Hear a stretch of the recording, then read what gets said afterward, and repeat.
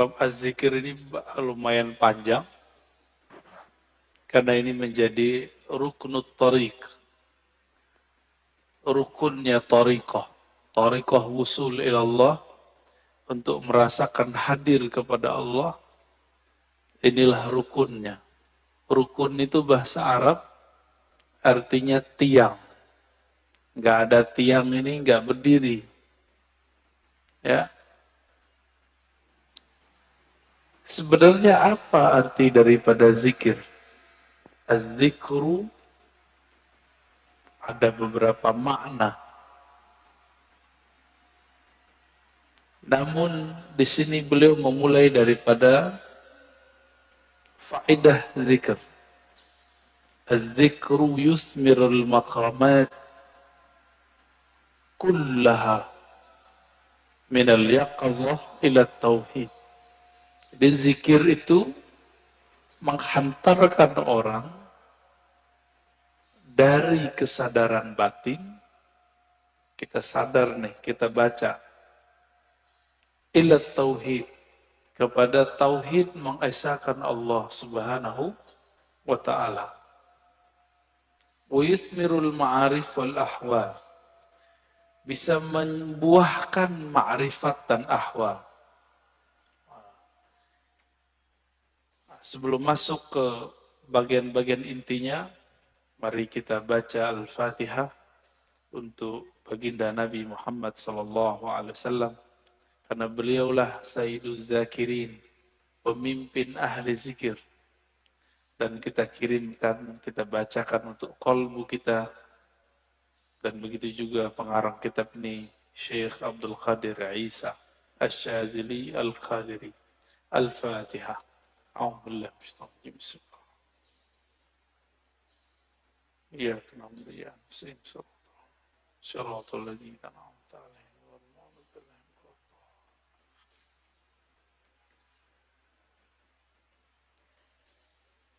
Di dalam hadis Imam Muslim dikatakan, kana Rasulullah sallallahu alaihi wasallam yadhkurullaha fi kulli ahyani. Ala kulli ahyani. Rasulullah itu selalu zikir setiap hin. Apa arti hin?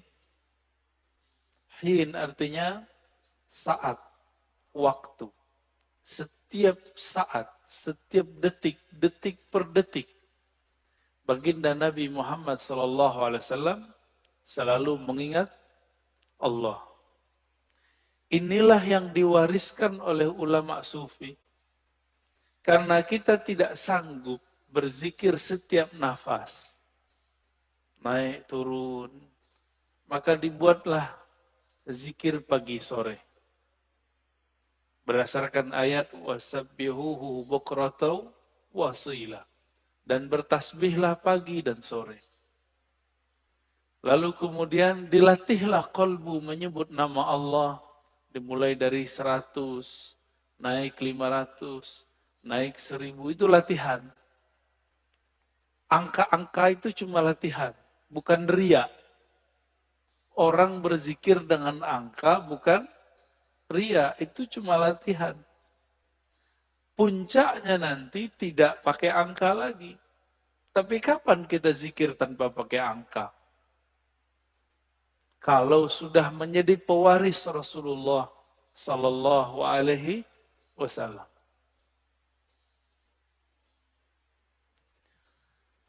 Malaikat-malaikat Allah dari awal dicipta sampai sekarang itu mereka cuma mengamalkan 1 atau 2 zikir.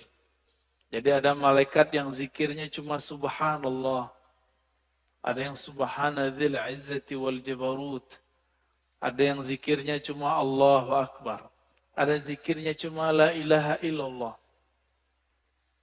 Itu malaikat. Dan gak putus. Maka di saat seseorang berzikir sebanyak-banyaknya, di saat itu sisi malaikatnya muncul. Malaikat tidur enggak? Enggak. Malaikat lalai? Enggak. Malaikat makan? Enggak. Makanya orang-orang yang sudah ahli zikir ini, makannya bisa berkurang, tidurnya bisa berkurang, karena dia sudah mirip dengan malaikat. Nah, itu namanya ahwal malakiyah, ahwal malaikat. Tapi ini nggak boleh lama-lama, bisa mati dia.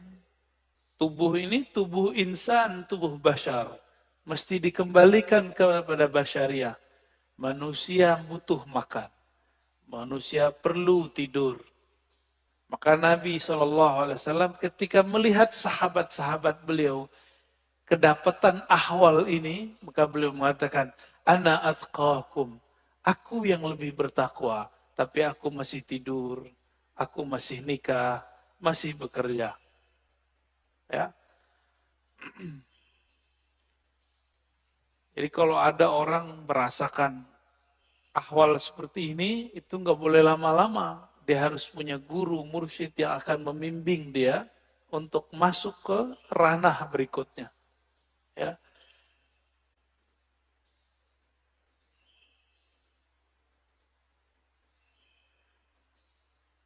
Kata zikir artinya ada dua. Pertama, zikir berarti benar-benar menyebut Allah. Ya. Kadang-kadang diartikan dengan makna yang lebih banyak. Ya. Jadi ada makna secara harfiah, ada makna secara majaziyah ataupun di luar itu.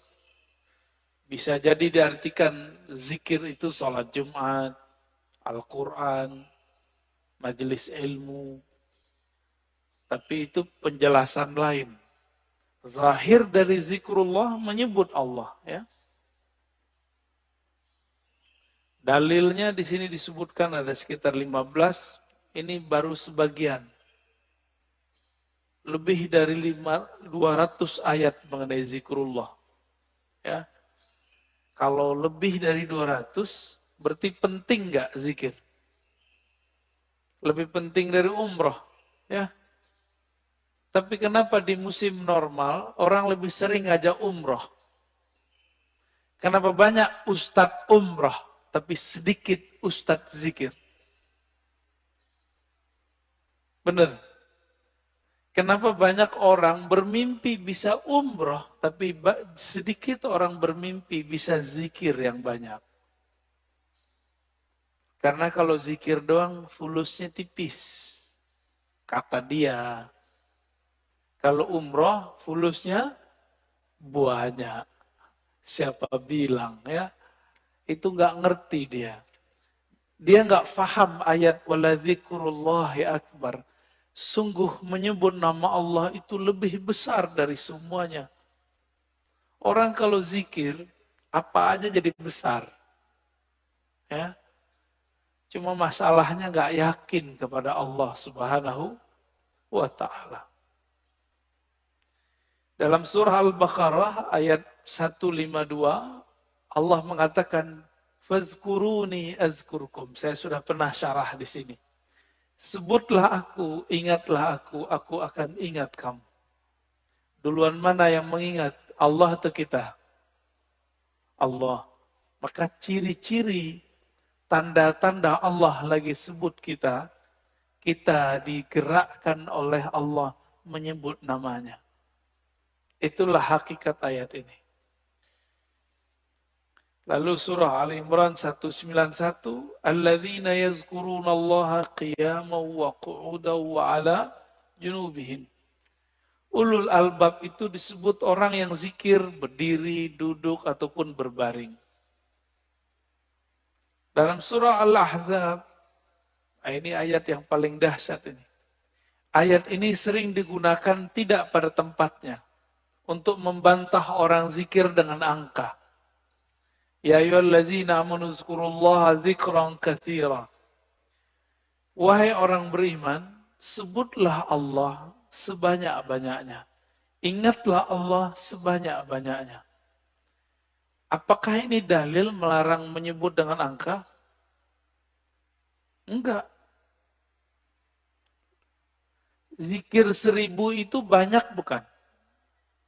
Maka dia masuk ke zikran katsira. 10.000 termasuk banyak, 70.000 banyak, berarti masuk ke situ. Yang penting niatnya angka itu bukan membatasi, tapi menerjemahkan makna zikran katsira. Baru zikir 100 pagi, 100 sore, udah nyalain orang zikir 1.000. Ya.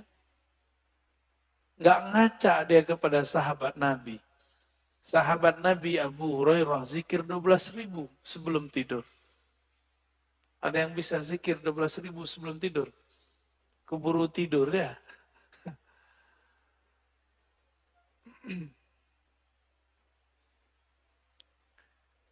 Ada surat Ar-Ra'd ayat 28. Ala bidzikrillah tatmainnul qulub. Ketahuilah hanya dengan menyebut Allah, kalbu bisa tenang. Jadi antum mau belajar apa aja, itu kalbu nggak akan tenang. Jadi orang kalau hijrah, tidak hijrah zikrullah, nggak akan mendapatkan kedamaian kalbu. Oleh karena itu, bagi saya, berdasarkan ayat-ayat ini kan banyak ayatnya tadi. Belajar zikir itu bukan sunnat, tapi wajib. Ya, belajar zikir itu sunnat, salah itu. Belajar zikir itu wajib. Kenapa disebut wajib? Allah mengatakan, aqimis salata li dzikri. Dirikan salat untuk mengingatku. Salat wajib enggak? Wajib. Supaya kita dari awal takbir sampai assalamualaikum connect kepada Allah SWT, maka yang dilatihkan apa? Gerakan yang bagus atau zikir yang mantap? Apa yang dilatihkan? Dirikanlah sholat untuk mengingatku. Berarti yang dilatihkan apa? Mengingat Allah yang dilatihkan. Jangan sibuk masalah ini wajah tu atau enggak pakai ini. Enggak khusyuk antum ntar, malah kusut nanti. Jangan sibuk masalah usoli bid'ah atau tidak bid'ah. Enggak khusyuk nanti. Oh ini kan ilmiah. Ilmiah itu bagian akal. Kalau sholat pakai kolbu. Jadi kita nggak ada debat lagi kalau sholat. Antum mulai sholat debat. Wah imamnya jahar nih bismillahnya. Kata mazhab ini ngaji lagi sholat. Ya, pengajian dia lagi sholat. Kuliah aja kali ya.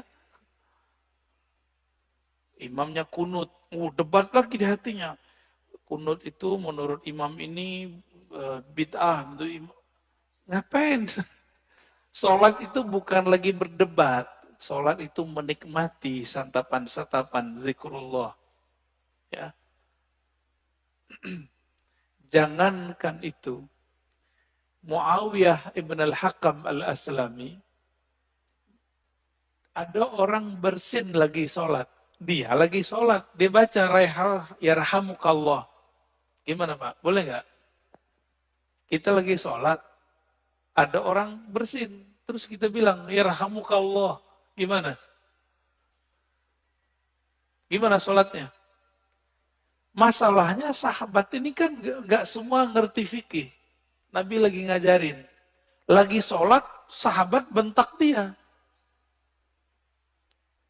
Kayak anak kecil dulu. Maka Nabi ini ngajarin sahabat betul-betul satu persatu. Lagi sholat, bentak sahabat. Gimana tuh? Apa kata beliau? Selesai sholat, Nabi tidak mengata-ngataiku. Bi abi wa ummi, demi Allah, demi ayah ibuku. Beliaulah guru terbaik. Guru paling ideal, gak pernah ngata-ngatain orang. Terus Nabi bersabda, kata beliau, wahai Muawiyah, sholat itu la tasluh tidaklah cocok kecuali zikrullah dan tasbih. Maksudnya, kamu gak usah tanggapin kalau ada orang bersin. Itu cuma nanggepin orang bersin, apalagi nanggepin orang kunut. Buat dalil lagi dalam hatinya ya. Wah, di mazhab gua nih nggak ada nih. Nggak angkat tangan ah. Debat, lagi sholat debat. Berdebat dengan diri sendiri. Ini kan kasihan. Ini tanda sholatnya, belajar sholatnya bukan dengan zikrullah. Belajar sholatnya dengan apa? Dengan nafsu. Nafsu pengen berdebat. Ya. Kalau udah sholat, nggak ada debat. Nggak ada pengajian. Ya, ngaji nanti habis sholat atau sebelum sholat. Baik. Ini dalilnya banyak sekali ya. Berdasarkan ayat ini semua, Ibnu Abbas radhiyallahu taala anhuma mengatakan, yang dimaksud dengan ayat-ayat tadi, yazkurunallah fi adbaris salawat wa ghuduwan wa ashiyan wa kullama istayqaza min naumih wa kullama ghada aw raha min manzilih dzakarallaha katsira. Yang dimaksud ayat-ayat tadi, zikir pagi sore, orang yang tidak lalai karena bisnis, yaitu mereka yang zikir ba'da sholat, zikir ghuduwan wa asyian, pagi dan sore, zikir saat bangun, zikir saat berangkat, zikir saat pulang. Jadi nggak ada waktunya kecuali zikrullah. Qala Mujahid, murid dari Ibnu Abbas mengatakan, seseorang nggak disebut ahli zikir, hatta yazkurallaha qa'iman wa qa'idan wa muttaji'an.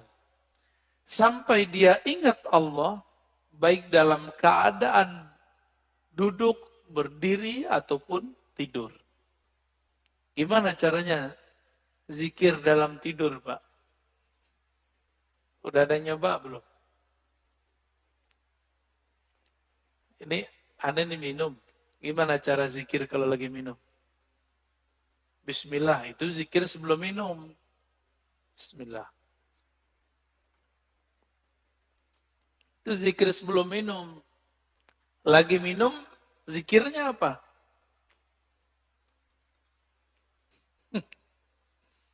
Pusing kan? Nah, ini yang mau kita bahas nanti. Kita lagi makan, bisa nyebut nggak? Kan nggak bisa. Apa dong zikirnya?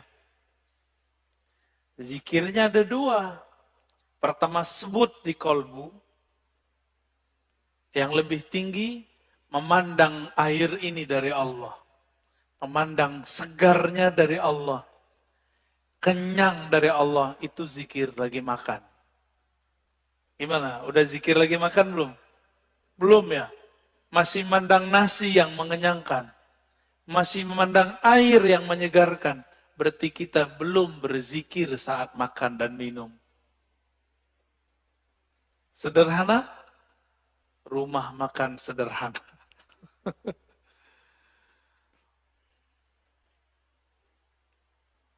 Imam Nawawi mengatakan ajma'al ulama ala jawaz zikr bil qalbi wal lisan lil muhdits wal junubi wal haidi wal nufasa.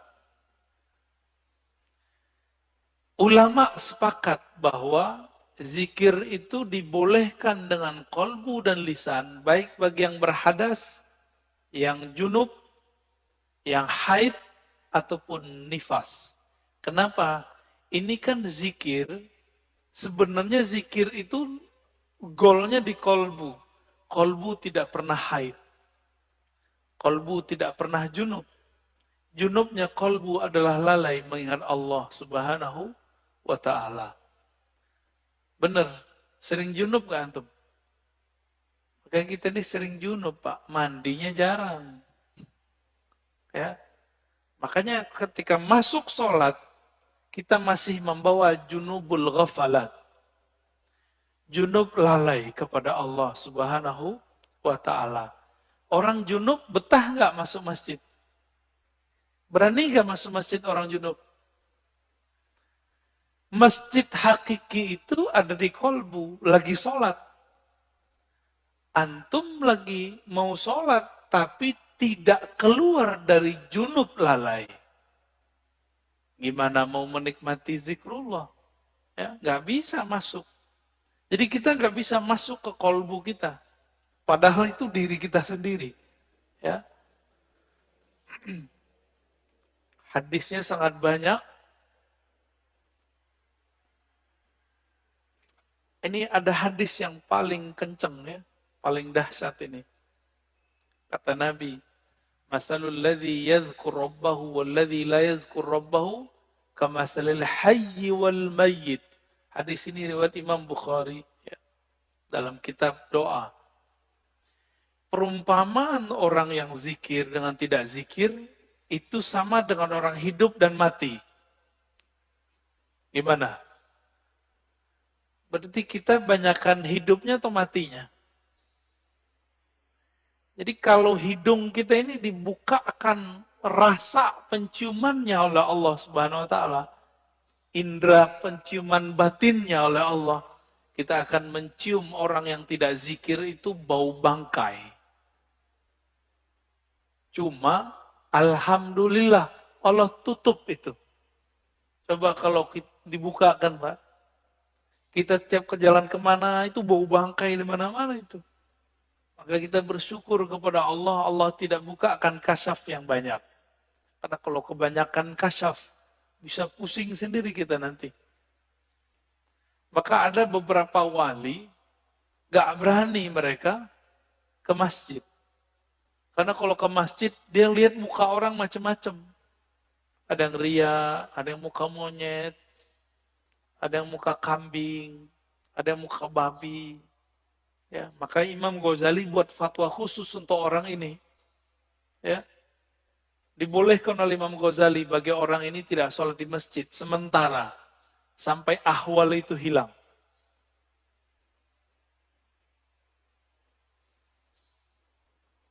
Di hadis yang lain, sesungguhnya Allah Subhanahu wa taala mempunyai malaikat yatufuna fit turuqi yaltamisuna ahla dzikr. Allah mempunyai malaikat-malaikat yang yatufun, bertawaf, berkeliling, mencari majelis ilmu. Ketika mereka bertemu, mereka berteriak, mereka memanggil kawan-kawannya, halummu ila hajatikum, wahai sahabat-sahabatku, wahai para malaikat, berkumpullah. Jika yang dipanggil itu ada manusia yang sudah mendekati karakter malaikat, maka dia juga terpanggil ke majelis itu. Jadi yang datang bukan hanya malaikat, tapi juga manusia yang karakter malaikatnya sudah hidup. Ya, itu mana hadisnya. Itulah sebabnya kenapa majelis-majelis zikir itu rame dulu. Masih ingat dulu Ustadz Arifin? Ya, rame nggak dulu? Cuma ya sayang, Ustadz Arifin tidak berthariqah. Akhirnya tidak ada kaderisasi murid menjadi mursyid. Karena beliau bukan mursyid. Tapi kita berterima kasih berkah beliau Indonesia dizikirkan dengan zikirnya yang khas, dengan suara serak-serak basahnya yang lumayan. Ya. Tapi beliau meninggal ya sudah. Untungnya di negeri ini banyak mursyid-mursyid tarekah. Ya, kita beruntung banyak mursyid-mursyid yang mereka memegang ajaran-ajaran zikrullah. Meskipun dituduh ahli bid'ah, dituduh sesat, dituduh gila, mereka nggak mau hiraukan. Mereka tetap jalan. Ya. Itu malaikat ganti shift. fayahuffunahum biajnihatihim ila sama'i dunya. Ketika mereka berkumpul, itu malaikat meliputi orang-orang yang duduk di majelis zikir dengan sayapnya. Ada yang lihat gak? Antum kalau kasyaf bisa lihat. Untung tidak kasyaf. Karena kalau kasyaf pasti ketakutan. Ya. Itu sampai ke langit pertama. Nyundul langit. Makanya malaikat dari timur, dari barat lihat. Wah, kayaknya ada majelis zikir nih. Mereka akan berkumpul. Kalau ada manusia, kolbu yang sudah berzikir, dia akan ikut meramaikan majelis tersebut. Semoga kolbu kita termasuk kolbu yang sudah berzikir. Amin. Ya Rabbal Alamin. Semoga yang hadir ini dipandang Allah, kolbunya kolbu berzikir.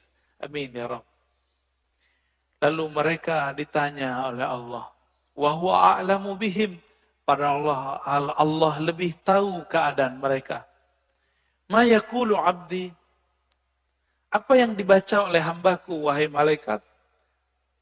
Lalu mereka mengatakan, mereka bertasbih kepadamu ya Allah, bertahmid ya Allah, bertakbir ya Allah, bertahlil.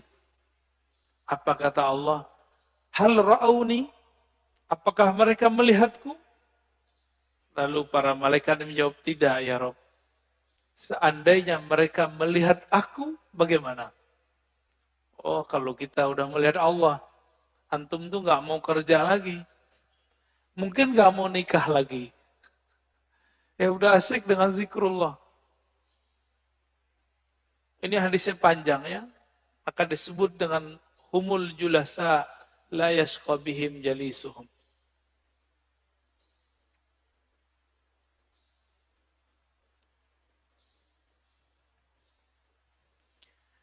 Di hadis Imam Tabarani, Abu Darda mengabarkan perihal hari akhir.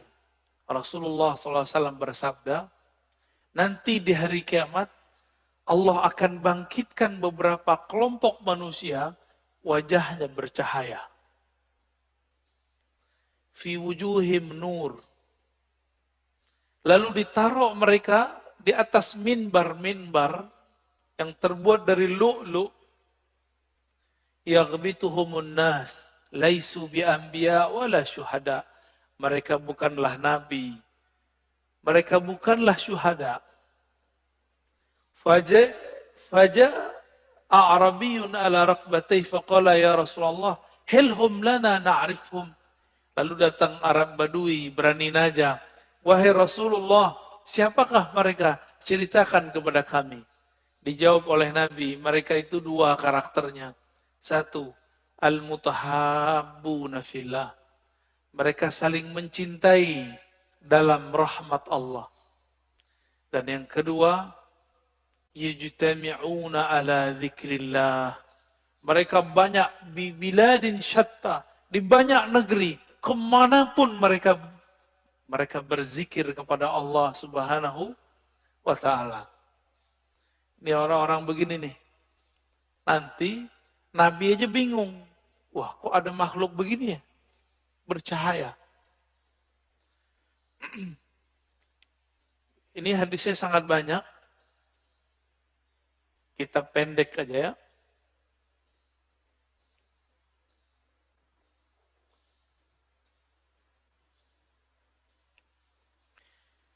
Ini kalau antum zikir, kumpul ya. Jadi dalil zikir berjamaah itu banyak. Gak usah dihiraukan orang yang bilang itu bid'ah. Dia gak ngerti hadis. Katanya ikut sunnah tapi gak baca sunnah. Karena memang sunnah yang diikuti cuma beberapa doang.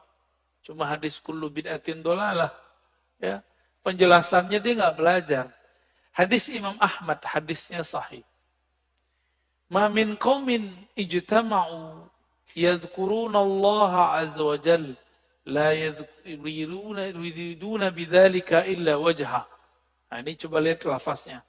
Ma min qaumin ijtama'u. Tidaklah sekelompok kaum berkumpul, berjamaah. Berarti ini zikir jamaah bukan? Ya. Yazkurunallah, mereka, pakai lafaz jama'. Mereka mengingat Allah Subhanahu wa taala, tidak menginginkan kecuali ridha-Nya. Illa nadahum munadin minas sama. Kecuali ada yang berseru dari langit. Kumu maghfuran lakum. Ketika selesai berzikir, apa kata mereka? Ya sudah, kalian berdirilah, selesaikanlah, Allah mengampuni kalian. Qad buddilat sayyi'atukum hasanat. Sekarang semua keburukan kalian diganti dengan kebaikan-kebaikan. Cuma kan nggak dengar Pak ya. Jadi antum di sini ngorok itu dapat pahala Pak. Itu dapat zikrullah itu ya. Apalagi bangun.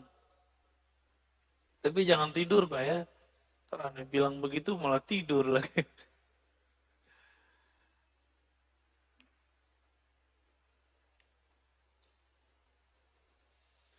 Sayyidina Ibn Abbas menyebutkan keutamaan zikir. Jadi di sini ada kaul-kaul ulama mengenai keutamaan zikir. Kalau sholat ada batasnya atau tidak terbatas? Sholat bisa kapan aja nggak? Bisa kapan aja? Boleh nggak sholat di WC? Boleh nggak sholat habis subuh sampai terbit matahari? Ini jangan ada lagi saya lihat Pak ya. Lagi taklim sholat syuruk. Itu jahil namanya. Ya, ini kita kasih tahu berulang-ulang. Ngaji satu bab, dengar satu hadis, itu lebih afdol daripada 100 rakaat. Antum dapat hadis. Kalau orang zikir ba'da sholat subuh berjamaah di masjid, lalu sampai syuruk, sholat 2 rakaat. Bagi dia pahala haji dan umrah, tamah, kan begitu. Sempurna. Itu kalau nggak ada taklim. Kalau taklim, apa kata Nabi? Lebih afdol daripada 100 rakaat. Bahkan di riwayat Ibnu Majah 1000 rakaat. Antum sholat 2 rakaat, lewat maklumat ini. Mungkin lagi sholat juga dengerin ceramah saya kali. Kalau belajar beribadah itu jangan konyol. Beribadah itu bil ilmi. Ya. Jangan beribadah itu bil jahli. Kalau nanti ada lagi ya sudah ya, kita nggak maksain. Kita nggak maksain juga Pak. Tapi kalau ada silakan. Tapi saya lihat ada aja di masjid, banyak masjid udah kita kasih tahu masih aja, ya. Antum dengerin satu hadis itu lebih afdol daripada 100 rakaat. Padahal sholatnya cuma 2 rakaat, ninggalin faedah 100 rakaat. Pilih mana? Kalau hitung-hitung duit, mana yang lebih untung? Yang ngaji. Sholat juga belum tentu khusyuk, ya. Kusut udah pasti.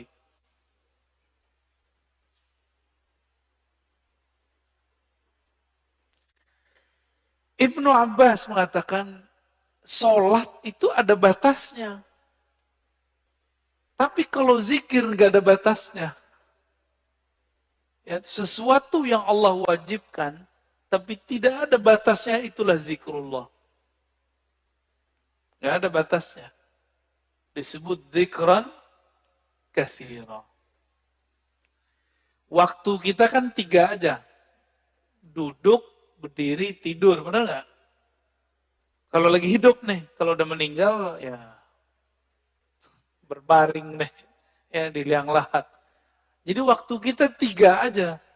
Nah, surat An-Nisa 103, surat Ali Imran ayat 191, itu kan menyebutkan mereka, kalau di An-Nisa perintah ya, fazkurullah. Kalau Ali Imran yazkurunallaha qiyaman, kan sama aja. Ingatlah Allah lagi berdiri, duduk dan tidur, berbaring. Waktu kita 3 aja Pak. Jadi ayat ini oleh orang yang tidak paham dikira cuma itu mah zikir cuma sebentar doang. Cuma 3 waktu. Padahal 3 waktu itu semua waktu kita. Semua waktu kita adalah berdiri, duduk, berbaring. Bapak naik mobil, duduk gak? Naik motor, duduk gak? Turun dari mobil, berdiri. Turun dari motor, berdiri. Istirahat, tidur, udah. Waktu kita cuma 3 aja.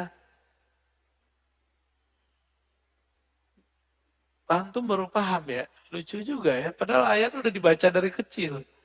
Bahwa waktu al-awqat salasah. Qiyaman wa qu'udan wa ittija'an. Lucu juga ya. Udah baca bertahun-tahun baru paham sekarang. Bahwa ternyata kita ini gak lepas dari 3 waktu itu. Saya lagi ngapain, Pak? Bapak lagi ngapain? Duduk. Berarti harusnya zikir ya. Zikirnya kita pagi ini zikir ngaji. Dan zikir ngaji lebih afdal daripada sholat sunat 100 rakaat.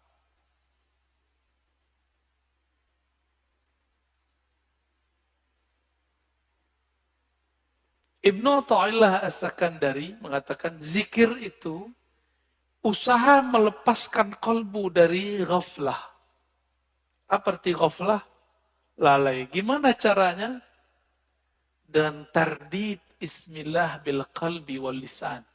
Dengan mengulang-ulang nama Allah dengan kolbu dan lisan. Maka ahli thariqah itu punya metode yang sangat sempurna sekali. Metode berzikir dengan kolbu dan berzikir dengan lisan. Ya. Nanti ada masanya di sini kita zikir. Saya talkinkan semuanya, Pak. Tergantung sirnya turun atau belum. Ini belum ada, Pak, sekarang. Belum. Karena kalau di kolbunya belum ada koneksi, itu ngefek. Ya. Bapak sholat aja nih, ada debat 1-2 orang masalah kunut, itu ngefek ke badan saya. Langsung gak nyaman rasanya. Itu terasa, Pak, bagi saya. Agak sensitif dikit. Ya.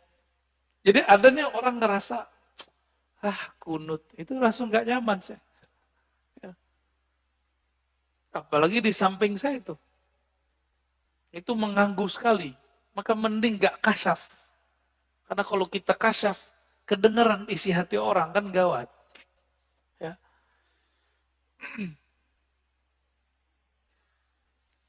Kata Imam Al-Qushairi, Az-zikru mansyurul wilayah wa manarul wuslah wa tahqiqul iradah. Zikir itu ciri-ciri kewalian. Orang jadi wali bukan karena zikir, tapi ciri-ciri wali zikir. Bisa bedain?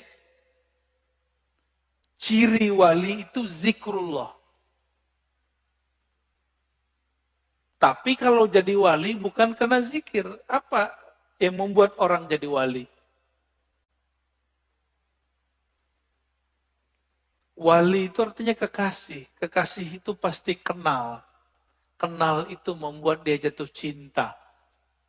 Maka al-wali man ya'rifullah wa yuhibbuh. Yang mengenal Allah dan mencintai Allah. Itu yang disebut wali. Tapi bagaimana cara kenal Allah? Allah sifatnya sangat sempurna. Sehingga tidak bisa kita terka-terka. Maka ada 2 mazhab sahabat. Mazhab Abu Bakar dan mazhab Ali. Abu Bakar mengatakan, engkau bermakrifat, yaitu ketika engkau mengaku engkau tidak punya makrifat.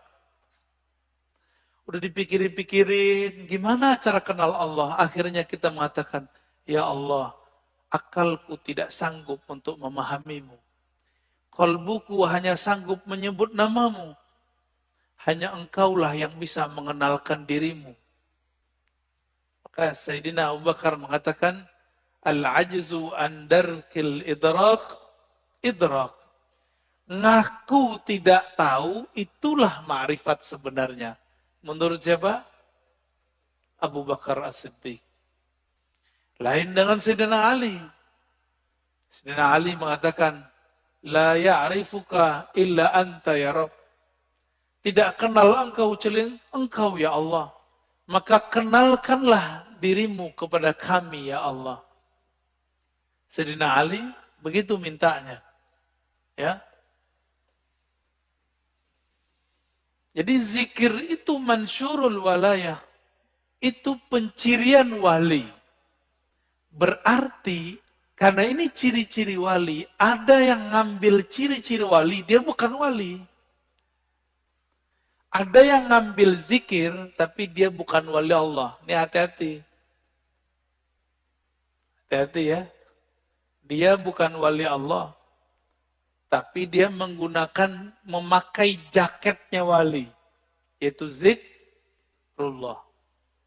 Untuk apa? Nanti itu kesaktian, untuk pelet, pelaris, bermahar itu, mahal itu maharnya. Ya. Orang-orang begini itu pakai waju wali, tapi dia bukan wali. Bisa bedain? Tapi orang mengira dia wali. Ya. Orang akan mengira dia kekasih Allah, padahal dia sedang menipu Allah. Yukhadi'un Allah. Ya. Mereka sedang menipu Allah. Hati-hati sama orang-orang begini. Ya. Oleh karena itu zikir itu bagi kita mesti bersanad dan berijazah. Supaya aman. Kalau nggak bersanad, nggak berijazah, bisa ketuker. Kita kira dia wali, padahal dia bukan wali.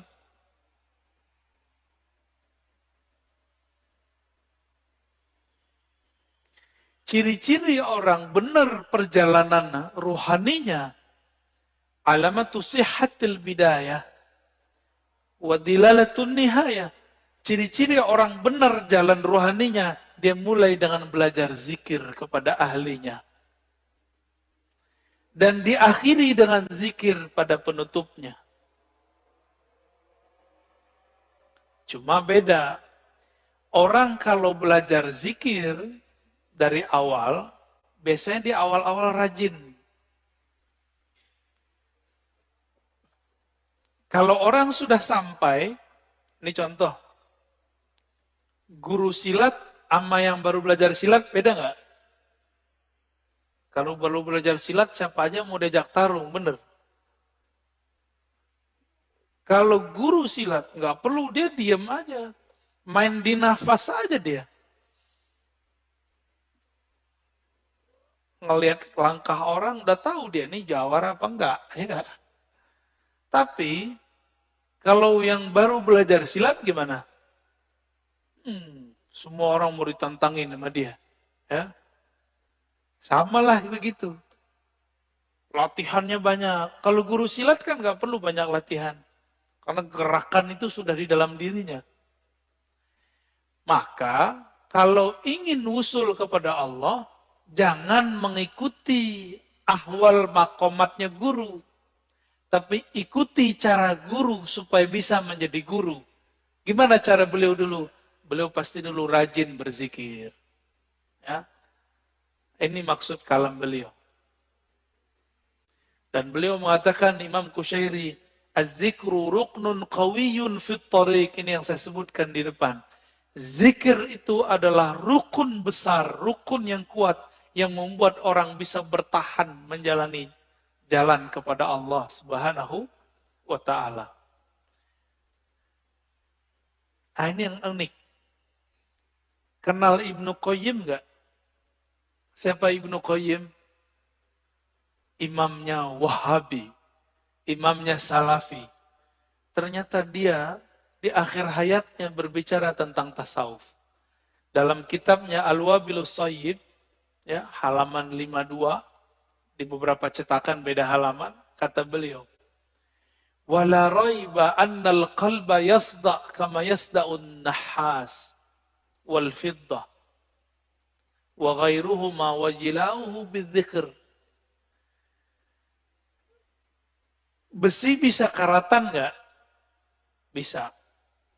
Besi itu dulu atau kaca itu bisa karatan.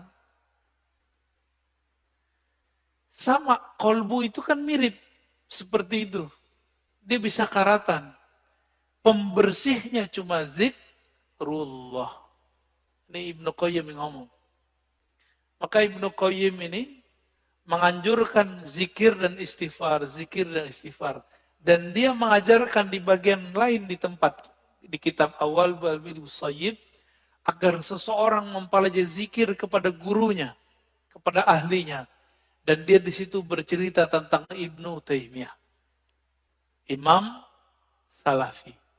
Itu kalau teman-teman Salafi tahu, saya nggak tahu. Nggak ngerti apa yang terjadi nanti. Ya, apakah dia akan membid'ahkan imamnya? Saya nggak ngerti ntar. Ibnu Qayyim, begitu juga murid-murid Ibnu Taimiyah meriwayatkan hal yang sama. Ibnu Taimiyah habis sholat subuh, beliau duduk membaca zikirnya, wiridnya, sampai tengah hari. Kira-kira gimana Pak? Bid'ah nggak tuh? Ya, kita zikir bentar aja disebut bid'ah. Ya, ini dia zikir dari ba'da subuh sampai siang hari. Di kitab Manaqib Ibnu Taimiyah disebutkan beberapa zikir Ibnu Taimiyah adalah baca Al-Fatihah 40 kali. Gimana tuh? Dia wiridan, torikotnya torikot Al-Fatihah tuh.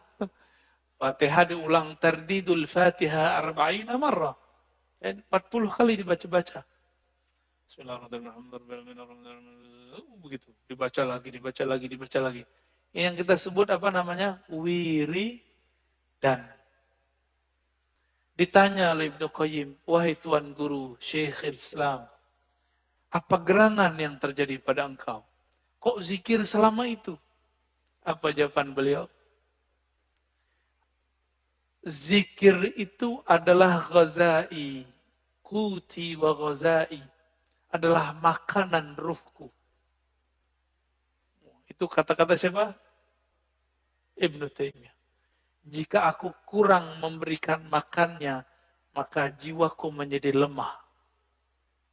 Begitu Ibnu Taimiyah di akhir hayatnya. Coba antum zikir bentar aja tasbih 500 kali puter, langsung diejekin sama mereka ya. Ini terjadi pada Abu Yazid Al-Bustami. Abu Yazid itu hidup jauh sebelum Ibnu Taimiyah. Jadi orang begini itu sudah ada dari dulu. Jadi imam kebetulan. Kebetulan jadi imam. Abu Yazid duduk di pojok situ zikir. Orang udah mau pulang dia masih zikir di situ. Apa kata Pak Imam? Bayazid, ente masih zikir aja, makan apa ente pagi ini? Langsung dia lihat imamnya. Imam saya kok gak percaya Allah Maha memberi rizki. Maka beliau langsung berdiri dan mengatakan, U'idu salati, aku harus mengulang salatku. Kenapa? Salat subuhku tadi dipimpin oleh orang yang tidak meyakini Allah SWT memberi rezeki. Gawat Pak ya, kalau bab hakikat.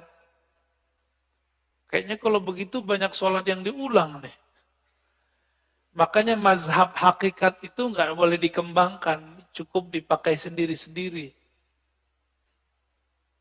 Berat ya?